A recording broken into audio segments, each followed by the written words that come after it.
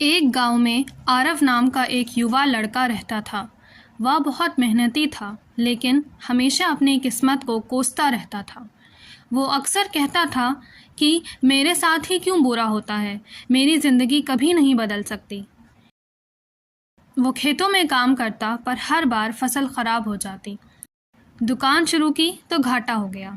दोस्त बोले, शायद तेरी किस्मत ही खराब है। धीरे धीरे आरव का आत्मविश्वास टूटता गया।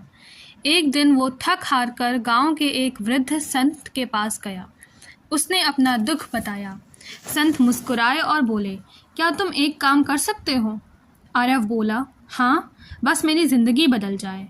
संत ने उसे एक कांच की बोतल, एक बीज और थोड़ी मिट्टी दी।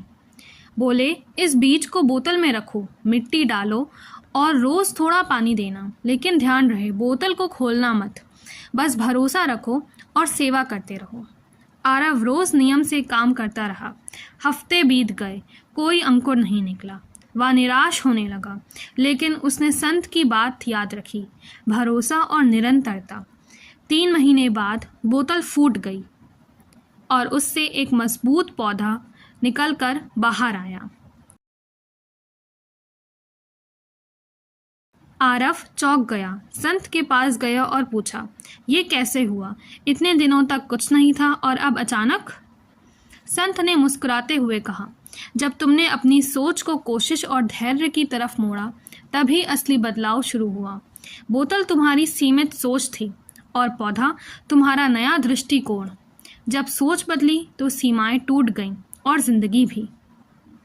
उस दिन के बाद आरव ने कभी अपनी किस्मत को दोष नहीं दिया। वो हर असफलता को एक सीख समझने लगा। कुछ वर्षों में उसने अपना खुद का बिजनेस खड़ा कर लिया और गांव के युवाओं को भी प्रेरित करने लगा। सोच एक बीज की तरह होती है, जैसा सोचोगे वैसा ही जीवन उगेगा। सोच बदलेगी तो दुनिया अपने आप बदलती नजर आएगी।